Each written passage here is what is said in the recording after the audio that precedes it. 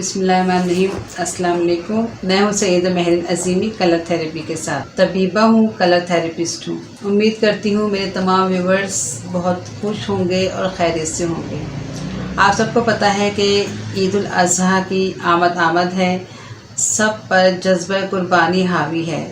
अल्लाह ताला सबकी इन नेक तमन्नाओं को और इन कुर्बानियों को कबूल फरमाए।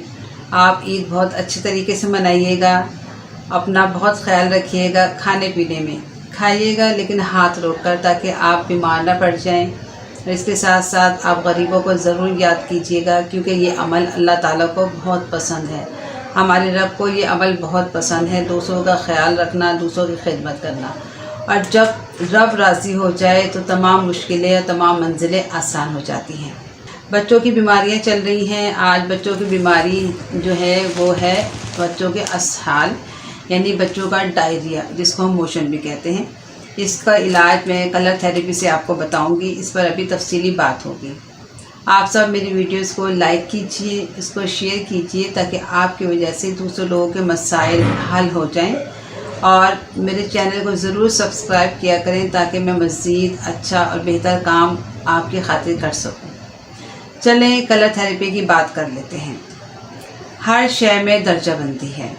कलर्स यानी कि जो रंग हैं उनके भी कई दर्जात होते हैं।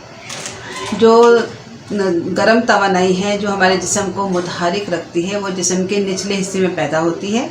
और जो तवानाई हमारी ग़िज़ा को हज़म करती है, उसका मिजाज गर्म और उसका रंग जर्द होता है। और इसके मरकज़ में, इस तवानाई के मरकज़ में अदम तवाज़ुन से लबलबे, मैदा और जिगर के जो अफ़आल हैं वो मुतासिर होते हैं। हमारे जिस्म में जो कल्बी मरकज़ है उसका रंग सुर्ख़ है, और ये सुर्ख़ रंग में जो इस मरकज़ में अदम तवाज़ुन अगर पैदा हो जाए, उसकी वजह से वो हमारे इसके सेक्सुअल सिस्टम है, और इसके साथ साथ थायराइड ग्लैंड, इसके सिस्टम के जो अफ़आल हैं वो बहुत मुतासिर होते हैं, वो ख़राब होने शुरू हो जाते हैं। सुर्ख़ रंग के अंदर अगर अदम तवाज़ुन पैदा हो जाए तो इंसान के अंदर गुस्सा बहुत ज़्यादा बढ़ जाता है, और वो जो है बहुत ज़्यादा जल्दबाजी का मुज़ाहिरा करने लगता है। इंटरनेशनल स्कॉलर और मेरे रूहानी उस्ताद ख्वाजा शमसुद्दीन अज़ीमी साहब फरमाते हैं कि हम जानते हैं कि नमाज कायम करने के लिए वज़ू करना बहुत ज़रूरी है, लाजमी है। जब कोई बंदा वज़ू करने की नियत करता है तो उसके अंदर रोशनियों का जो बहाव है वो एक डगर से हटकर अपनी राह तब्दील कर लेता है। और आप सबको, हमें सबको पता है कि हमारे अंदर रोशनियाँ मौजूद हैं।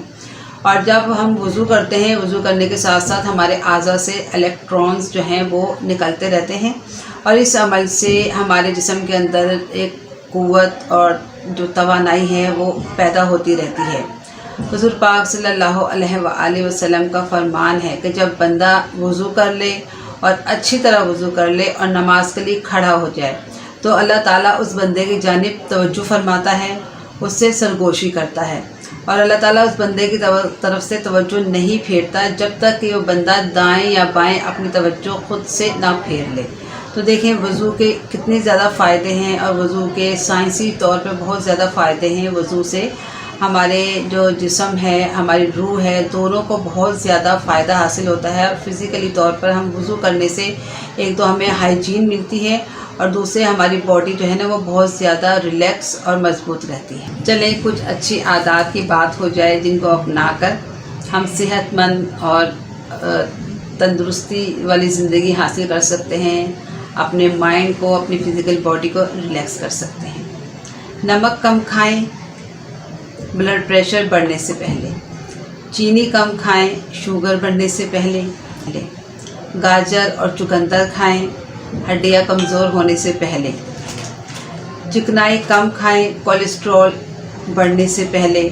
एक्सरसाइज करें बुढ़ापा आने से पहले। कम खाएं, भूख रखकर खाएं डॉक्टर के पास जाने से पहले। पानी ज़्यादा पिएं अपनी स्किन को ड्राई होने से पहले। और ये तमाम अच्छी बातें अच्छी जो मैंने आदतें आपको बताई हैं, इनको शेयर कीजिए सेहत बिगड़ने से पहले। चलें आज की बीमारी की तरफ चलते हैं। आज की बीमारी है बच्चों के असहाल यानी बच्चों का डायरिया, जिसको हम मोशन भी कहते हैं। इस बीमारी में बच्चे के जिस्म में पानी की बहुत ज़्यादा कमी हो जाती है और बच्चा जो है बहुत ज़्यादा सूखना शुरू हो जाता है, बहुत ज़्यादा वो कमज़ोर होना शुरू हो जाता है।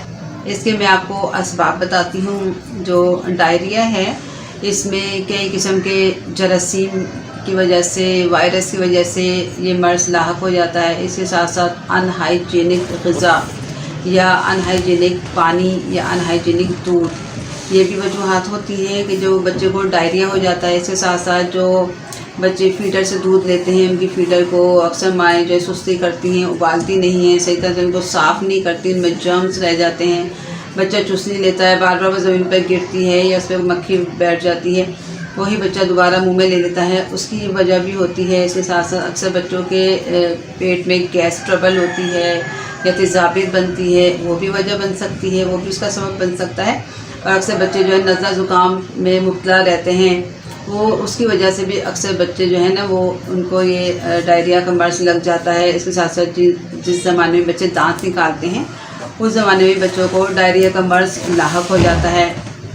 इसके साथ साथ वो ख़राब दूध बच्चे ने पी लिया, वो भी इस मर्ज़ का सबब बन जाता है। और इसके साथ जो है जिस बर्तन में पानी रखा हुआ है या दूध बच्चे को उबाला जाता है वो साफ़ ना हो, उससे भी बच्चे को डायरिया का मर्ज़ लाहक हो जाता है।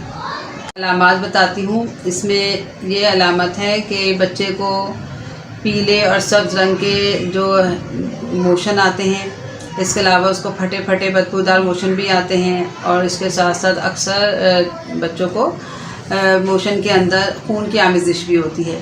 बच्चा बहुत ज़्यादा कमज़ोर हो जाता है, चिड़चिड़ा हो जाता है, वो ग़िज़ा या दूध सही तरीके से नहीं लेता, उसकी नींद ख़राब हो जाती है।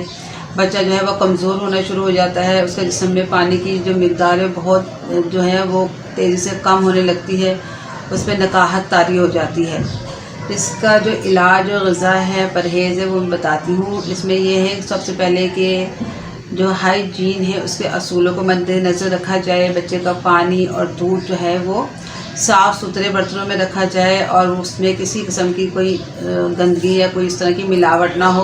वो दोनों चीज़ें, पानी और दूध साफ़ होनी चाहिए। इसके साथ साथ बच्चे को ORS बार बार पिलाएं, ग्लूकोज आप दे सकते हैं, गर्मी है तो उसको पानी ज़्यादा दें। इसके साथ साथ जो बच्चे माएँ फीड करवाती हैं तो वो कोशिश करें बच्चों को वो ज़रूर फीड करवाएं। अगर बच्चे फीडर लेते हैं, उनकी फीडर को अच्छी तरह से आप उबालने के बाद भी उसको ढक कर रखें। और जो बच्चा कोई नरम ग़िज़ा लेता है, जो भी बच्चा ग़िज़ा खाता है, वो थोड़ी थोड़ी उसको ज़रूर दें। उसको बिल्कुल उसकी ग़िज़ा बंद ना करें। जैसे केला है, खिचड़ी है, साबूदाना है, इस तरह की नरम ग़िज़ाएँ बच्चों को आप थोड़ी थोड़ी मिक़दार में दे सकते हैं। इसके साथ साथ बच्चे को पीने वाली चीज़ें ज़्यादा दें और बच्चे का जो है इस तरह की चीज़ों के साथ उसको बिल्कुल उसका मैदा खाली नहीं रहना चाहिए। और अगर बहुत ज़्यादा मोशन आए और रुके ना, तो फिर आप चाइल्ड स्पेशलिस्ट के पास ज़रूर बच्चे को लेकर जाएं।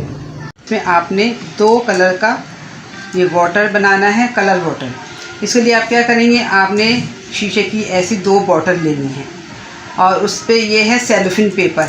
आपने एक बॉटल पे सेलोफिन पेपर येलो चढ़ाना है और इसके ऊपर चढ़ाना है आपने आसमानी। इसके लिए अगर आसमानी कलर का सेलोफिन पेपर मिल जाए तो बहुत अच्छा है। वाइट, आपने स्टील के बर्तन में पानी उबाला, उसको ठंडा किया और बोतल की नेक तक, यहाँ तक आपने पानी भरा और इन दोनों बोतलों को लकड़ी के एक टुकड़े पर सुबह 10 बजे से शाम 4 बजे तक आपने धूप में रखना है। थोड़े थोड़े फासले से, एक का शेडो दूसरे पर ना आए। सिर्फ 1 दिन रखना है आपने और आपने बच्चे को 4 दिन तक पिलाना है। 1-1 चम्मच आपने दिन में 4 मरतबा देना है, ये वक्फे से। और ये पानी जो आसमानी कलर का है ये आपने तब देना है अगर बच्चे के डायरिया में खून आए। अगर खून ना आए तो ये मत दीजिएगा, सिर्फ ये बना लीजिएगा। और इसके साथ साथ आप ये देखिए सन रेस कलर ऑयल, ये आपने बच्चे की बेली पे, नाव के इर्द गिर्द चारों तरफ आपने उल्टे दायरों में ये सुबह शाम 10-10 मिनट उसको मसाज करना है। इन दोनों चीज़ों से बच्चे का जो डायरिया है, बच्चों के असहाल हैं, वो बिल्कुल ठीक हो जाएंगे। बहुत खुश रहिए, दूसरों को खुश रखिए, अल्लाह ताला की नेमतों को शुक्र अदा कीजिए। अल्लाह ताला आपका निगहबान हो। अल्लाह हाफ़िज़।